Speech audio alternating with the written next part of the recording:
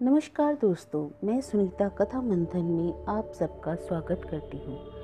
एक कहानी रोज में आज सुनिए मोहन राकेश द्वारा रचित कहानी सीमाएं। इतना बड़ा घर था, खाने पहनने की और हर तरह की सुविधा थी, फिर भी उमा के जीवन में बहुत बड़ा अभाव था जिसे कोई चीज नहीं भर सकती थी। उसे लगता था वह देखने में सुंदर नहीं है। वह जब भी शीशे के सामने खड़ी होती तो उसके मन में झुंझलाहट भर आती। उसका मन होता कि उसकी नाक लंबी हो, गाल जरा हल्के हो, थोड़ी आगे की ओर निकली हो और आंखें थोड़ा और बड़ी हो। परंतु अब यह परिवर्तन कैसे होता? उसे लगता उसके प्राण एक गलत शरीर में फंस गए हैं जिसमें निस्तार का कोई चारा नहीं है, और वह खींचकर शीशे के सामने से हट जाती। उसकी माँ हर रोज गीता का पाठ करती थी। वह बैठकर गीता सुना करती थी। कभी माँ कथा सुनने जाती तो वह साथ चली जाती थी। रोज रोज पंडित की एक तरह की कथा होती थी। नाना प्रकार कर करके नारद जी कहते, भय है राजन, हे राजन। पंडित जो कुछ सुनाता था उसकी उसमें जरा भी रुचि नहीं रहती थी। उसकी माँ कथा सुनते सुनते ऊँघने लगती थी और वह दरी पर बिखरे हुए फूलों को हाथ में लेकर मसलती रहती थी। घर में माँ ने ठाकुर जी की मूर्ति रखी थी जिसकी दोनों समय आरती होती थी। उसके पिता रात को रोटी खाने के बाद 84 वैष्णवों की वार्ता में से कोई वार्ता सुनाया करते थे। वार्ता के अतिरिक्त जो चर्चा होती उसमें सतियों के चरित्र और दाल आटे का हिसाब, निरंकार की महिमा और सोने चांदी के भाव, सभी तरह के विषय आ जाते। वह पिता द्वारा दी गई जानकारी पर कई बार आश्चर्य भी प्रकट करती थी, पर उस आश्चर्य में जरा भी उत्साह नहीं होता। उसे मिडिल पास किए 4 साल हो गए थे। तब से वह अब तक उस संधि काल में से गुजर रही थी जब सिवा विवाह की प्रतीक्षा करने की जीवन का और कोई ध्येय नहीं होता। माता पिता जिस दिन भी विवाह कर दे उस दिन उसे पत्नी बनकर दूसरे के घर में चली जाना था। यह महीने 2 महीने में ही संभव हो सकता था और 2-3 साल भी प्रतीक्षा में निकल सकते थे। उमा कुछ कर नहीं रही थी, फिर भी अपने में व्यस्त थी। बैठी थी, लेट गई, फिर उठकर कमरे में टहलने लगी, फिर खिड़की के पास होकर गली की ओर देखने लगी और काफी देर तक देखती रही। सवेरे रक्षा उसे सरला के ब्याह का बुलावा दे गई थी और कह गई थी कि 5:30 बजे तक तैयार रहे, वह उसे आकर ले जाएगी। पहले रक्षा ने उसे बताया कि सरला का किसी लड़के से प्रेम चल रहा है जो उसे चिट्ठियों में कविता लिखकर भेजता है और जल्दी दोपहर में कॉलेज के गेट के पास उसकी प्रतीक्षा में खड़ा रहता है। आज वह प्रेम फलीभूत होने जा रहा था। प्रेम प्रेम, यह शब्द उसे गुदगुदा देता था। राधा और कृष्ण के प्रेम की चर्चा तो रोज ही घर में हुआ करती थी, परंतु उस दिव्य और अलौकिक प्रेम के बखान में वह विभोर नहीं होती थी। परंतु यह प्रेम, उसकी सहेली का किसी लड़के से प्रेम, यह और चीज थी। इस प्रेम की चर्चा होने पर मलमल के जामे सा हल्का सा आवरण सुनाइयों को छू लेता था। उम्मी! माँ खिड़की में उसके पास आकर खड़ी हो गई। उमा ने जरा चौंक कर माँ की ओर देखा। तुझे अभी तैयार नहीं होना? माँ ने पूछा। अभी तैयार हो जाऊंगी, ऐसी भी क्या जल्दी है? और उमा की आंखें गली की ओर ही लगी रही। जाना है तो भाई अब कपड़े वपड़े बदल ले। माँ ने कहा, बता साड़ी निकाल दूं या सूट? जो चाहे निकाल दो। उमा ने अन्य मनस्क होकर कहा। तेरी अपनी कोई मर्जी नहीं? उसमें मर्जी की क्या बात है, जो निकाल दोगी पहन लूंगी। उसे अपने शरीर पर साड़ी और सूट दोनों में से कोई भी चीज अच्छी नहीं लगती थी। कीमती से कीमती कपड़े उसके अंगों को छूकर जैसे मुरझा जाते थे। रक्षा सवेरे साधारण खादी के कपड़े की साड़ी पहनकर आई, फिर भी बहुत सुंदर लग रही थी। उमा खिड़की से हटकर शीशे के सामने चली गई। मन में फिर वही झुंझलाहट भर गई। आज वह इतने लोगों के बीच जाकर कैसी लगेगी? माँ ने सुबह मना कर दिया होता तो कितना अच्छा होता। अब भी यदि वह रक्षा को ज्वर या सिरदर्द का बहाना कर दे तो? वह अपने मन की दुर्बलता को तरह तरह से सहारा दे रही थी। कभी चाहती कि रक्षा उसे लेने आना ही भूल जाए, कभी सोचती कि शायद यह सपना ही हो। आंखें खुलने पर उसे लगे यूं ही डर रही थी, मगर सपना होता तो कहीं से टूटता या बदलता। सुबह से अब तक इतना एकतार सपना कैसे हो सकता था? माँ ने सफेद साटन का सूट लाकर उसके हाथ में दे दिया। उमा ने उसे शरीर से लगाकर देखा। उसे अच्छा नहीं लगा, मगर उसका नया सूट वही था। उसने सोचा एक बार पहनकर देख ले, पहनने में क्या हर्ज है। सूट की फिटिंग बिल्कुल ठीक थी। उसे लगा कि उसके अंगों का भद्दापन और व्यक्त हो आया है। यदि उसकी कमर कुछ पतली और नीचे का हिस्सा जरा भारी होता तो ठीक था।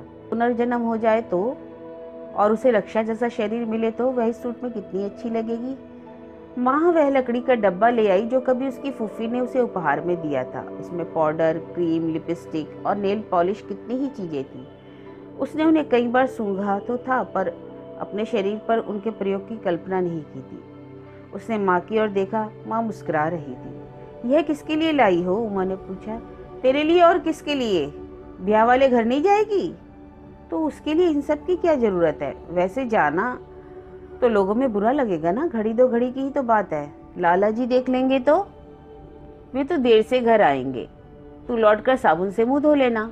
परंतु उसके मन का परंतु नहीं निकला। वह मना भी नहीं कर सकी। उसकी इच्छा ना हो ऐसी बात नहीं, पर मन में आशंका भी थी। वह उन चीजों को अनिश्चित सी देखती रही। माँ दूसरे कमरे में चली गई। लिपस्टिक उसने होठों के पास रखकर देखी, फिर मन हुआ हल्का सा रंग चढ़ाकर देख ले। चाहेगी तो पल भर में तौलिए से पहुंच देगी। ज्यों ज्यों होठों पर रंग बदलने लगा, उसके मन की उत्सुकता बढ़ने लगी। तौलिए से होठ छिपाए हुए वह जाकर खिड़की के किवाड़ बंद कर आई। फिर शीशे के सामने आकर वह तौलिए से होठों को रगड़ने लगी। उससे रंग तो कुछ फीका हो गया, पर पूरी तरह नहीं उतरा। फिर तौलिया रखकर उसने पाउडर की डिब्बियां उठा ली। मन ने प्रेरणा दी कि तौलिया है, पानी है, 1 मिनट में चेहरा साफ हो सकता है। और वह पफ से चेहरे पर पाउडर लगाने लगी। पर फटकर उसने अपने चेहरे को हाथ से मलना आरंभ किया। तभी सीढ़ियों पर पैरों की खटखट सुनाई दी। इससे पहले वह तौलिए से मुंह छिपा पाती, रक्षा दरवाजा खोलकर कमरे में आ गई। उमा के लिए अपना आप भारी हो गया। तैयार हो गई परी रानी? रक्षा ने मुस्कुराकर पूछा। परी रानी शब्द उमा को खटक गया। उसे लगा कि उस शब्द में चुभती हुई चोट है। 5:30 बज गए। उसने कुंठित स्वर में पूछा। अभी 10-12 मिनट बाकी हैं। रक्षा ने कहा। मैं समझ रही थी कि अभी 5 भी नहीं बजे। उमा ने किसी तरह मुस्कुराकर कहा। उसकी आंखें रक्षा के शरीर पर स्थिर हो रही थी। आसमानी साड़ी के साथ हीरे के टॉप्स और सोने की चूड़ियां पहनकर रक्षा बहुत सुंदर लग रही थी। माँ ने अंदर पुकारा तो उमा को जैसे वहां से हटने का बहाना मिल गया। अंदर गई तो माँ वह मखमली डिबिया लिए खड़ी थी जिसमें सोने की जंजीर रखी रहती थी। वह जंजीर माँ के ब्याह में आई थी और उमा के ब्याह में दी जाने के लिए संदूक में संभाल कर रखी हुई थी। माँ ने जंजीर उसके गले में पहना दी तो उमा को बहुत अजीब लगने लगा। रक्षा उधर आवाज दे रही थी, इसलिए वह माँ के साथ बाहर कमरे में आ गई। उसके बाहर आते ही रक्षा ने चलने की जल्दी मचा दी। जब वह चलने लगी तो माँ ने पीछे से कहा, रात को मंदिर में उत्सव भी है, हो सके तो आती हुई दर्शन करती आना। वह सीढ़ियों से उतरकर रक्षा के साथ गली में चलने लगी। ब्याह वाले घर में पहुंचकर रक्षा बहुत जल्दी इधर उधर लोगों में उलझ गई। वह यहाँ से वहां जाती, वहां से उसके पास और उसके पास से किसी और के पास। किंतु उमा सोफे के एक कोने में सिमट कर बैठ गई। जब उसकी रक्षा से आंखें मिल जाती तो रक्षा मुस्कुराकर उसे उत्साहित कर देती। जब रक्षा दूर चली जाती तो उमा बहुत अकेली पड़ने लगती। वह बत्तियों से जगमगाता हुआ घर उसके लिए बहुत पराया था। वहाँ फैली हुई महक अपनी दीवारों की गंध से बहुत भिन्न थी। खामोश अकेलेपन के स्थान पर चारों ओर खिलखिलाता हुआ शोर सुनाई दे रहा था। वह एक प्रवाह था जिसमें निरंतर लहरें उठ रही थी, पर वह लहरों में लहर नहीं, एक तिनके की तरह थी, अकेली और एक और हटी हुई। रक्षा कुछ और लड़कियों को लिए बाहर से आई। उसने उन्हें उसका परिचय दिया। यह हमारी उमा रानी है, तुम लोगों की तरह चंट नहीं है, बहुत सीधी लड़की है। उमा को इस तरह अपना परिचय दिया जाना अच्छा नहीं लगा, फिर भी मुस्कुरा दी। रक्षा दूसरी लड़कियों का परिचय कराने लगी। यह कांता है, इंटर में पढ़ती है। अभी अभी इसने कॉलेज के नाटकों में जूलियट का अभिनय किया था, बहुत अच्छा अभिनय रहा। यह कंचन है, आजकल कला भवन में नृत्य सीख रही है। और मनोरमा, यह तो कॉलेज के किसी भी लड़के को मात दे सकती है। परिचय पाकर उमा अपने को उनसे और भी दूर अनुभव करने लगी। उन सबके पास करने के लिए अपनी बातें थी। वह उस दिन वह बात आदि संकेतों में वे बरबस हंस देती। उमा के विचार कभी फर्श पर अटक जाते, कभी छत पर से टकराने लगते और कभी सफेद सूट पर आकर सिमट जाते। रक्षा कांता को एक फोटो दिखा रही थी और कह रही थी, इस लड़के से ललिता की शादी हो रही है, अच्छी लॉटरी है। कांता तस्वीर हाथ में लेकर बोली, एक दिन की भी जान पहचान नहीं है, कल को ये पतिदेव होंगे और ललिता जी हमारे वे कहकर इन्हें धन्य पतिदेव करेंगी। कांता की बात पर और सबके साथ उमा भी हंस दी, पर वह बेमतलब की हंसी थी। उसे हंसने के लिए आंतरिक गुदगुदी का जरा भी अनुभव नहीं हुआ था। उसके स्नायु जैसे जकड़ गए थे, खुलना चाहते थे लेकिन खुल नहीं पा रहे थे। बात में से बात निकल रही थी, कभी कोई स्पष्ट नहीं कही जाती, कभी सांकेतिक भाषा में। सहसा बात बीच में ही छोड़कर रक्षा एक नवयुवक को लक्षित करते हुए बोली, आइए भाई साहब, लाए हैं आप हमारी चीज? भाई माफ कर दो, नवयुवक पास आता हुआ बोला। तुम्हारी चीज तो मुझसे गुम हो गई। हाँ, गुम हो गई, साथ आप नहीं गुम हो गए? रक्षा धृष्टता के साथ बोली। अपना भी क्या पता है, नवयुवक ने कहा। इंसान को गुम होते देर लगती है क्या? नवयुवक लंबा दुबला पतला था, उसे देखने में काफी अच्छा लग रहा था। उमा ने एक नजर देखकर हाके हटा ली।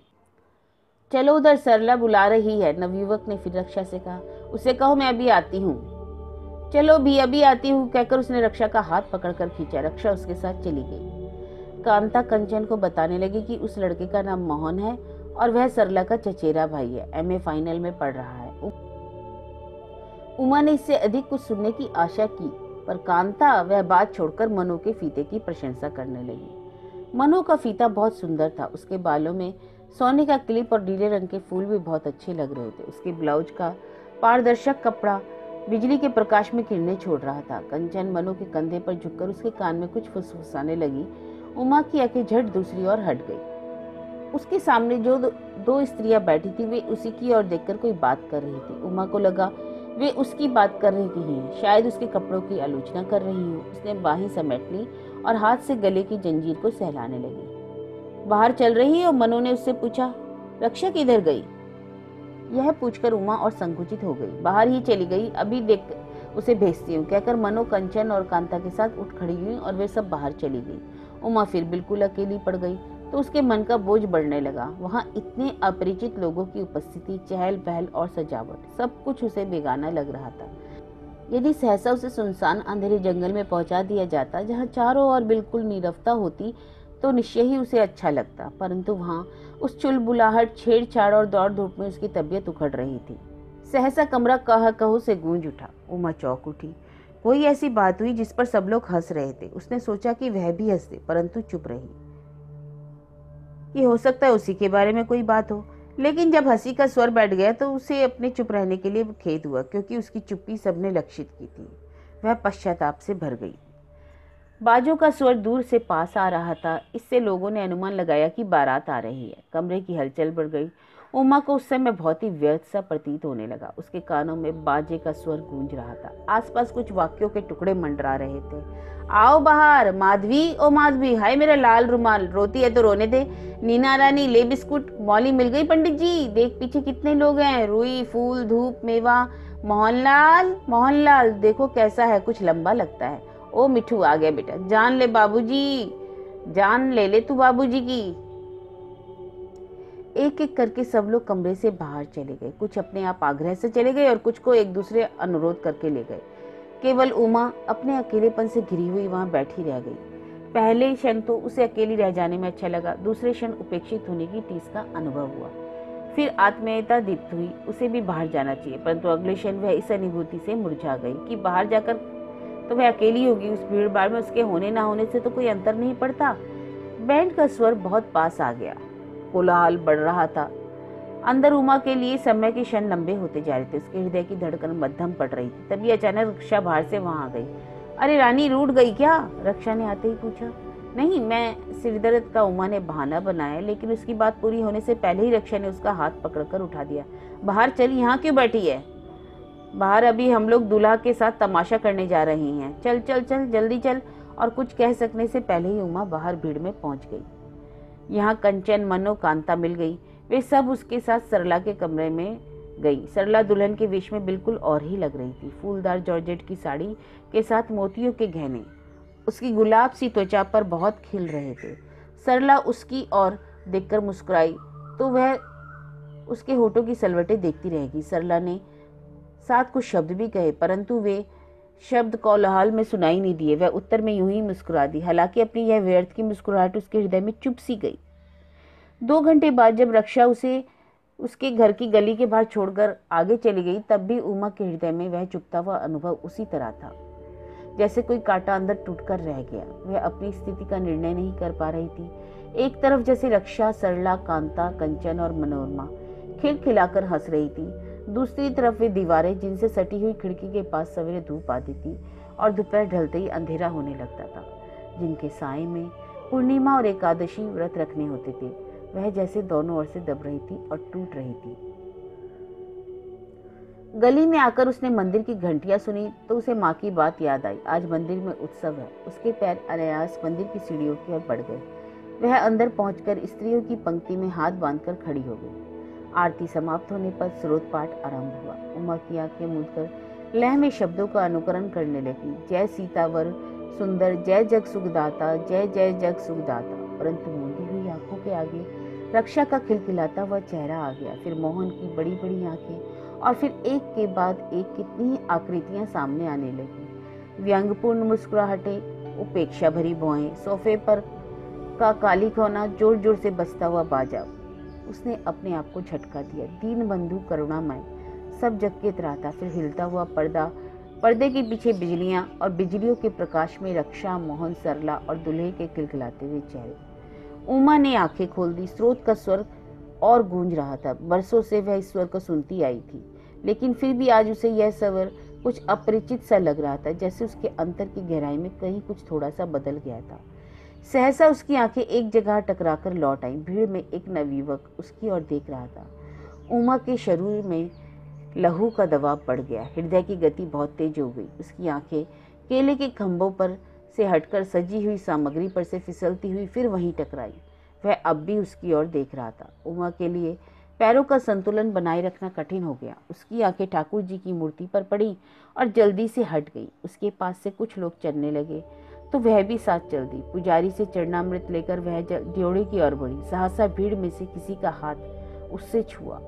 उमा ने घूमकर देखा, वही दो आंखें थी, काली डोरेदार आंखें। स्रोत का स्वर मशीन के घर घर स्वर जैसा हो गया। आसपास की भीड़, पत्थर की गोपियां, मिट्टी के आम व कपड़े के तोते, हर चीज धुंधली होने लगी। आकाश बोझिल हो गया और धरती समतल नहीं रही। दिशाएं एक दूसरे से मिलकर ओझल होने लगी। प्रकाश रंग बदलने लगा। वह भीड़ में कुछ यूं हो गई जैसे रुके हुए पानी में अस्त व्यस्त हाथ पैर मार रही हो। केवल एक ज्ञान था कि एक हाथ उसे छू रहा है, यहाँ बाजू के पास, यहाँ कंधे के पास, यहाँ यहाँ। वह व्यक्त नहीं कर पाई। वह बाहर से आती हुई दो स्त्रियों के साथ उलझ गई। किसी तरह संभलकर जब वह बाहर पहुंची तो उसे हवा का स्पर्श कुछ विचित्र सा लगा। लहू जो तेजी के साथ नाड़ियों में सरसरा रहा था, अब कुछ ठंडा पड़ने लगा तो शरीर सिरहन से भर गया। उसके कंधे के पास उस हाथ का स्पर्श जैसे अभी तक सजीव था। उसका मन हुआ वह जल्दी से घर पहुंच जाए और एक बार खिलखिलाकर हंस दे। वे असाधारण क्षण बिल्कुल नई सी अनुभूति छोड़ गई। यदि रक्षा उस समय उसके पास होती तो वह हंसती हुई उसके गले में बाहें डाल देती, उसे घसीटती हुई अपने साथ घर ले जाती। उस स्पर्श को एक बार छू लेने के लिए उमा का हाथ अपने कंधे के उसी भाग की ओर उठ गया। वह स्पर्श जहां अपनी निश्चित छाप छोड़ गया था। अचानक उसका पैर लड़खड़ा गया। वह रुक गई। उसका शरीर पसीने से भीग गया। अंधेरे गहरे गहरे रंग फैल गए।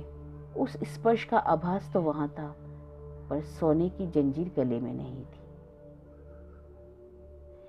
तो यह कहानी थी सीमाएं, जिसके लेखक हैं मोहन राकेश।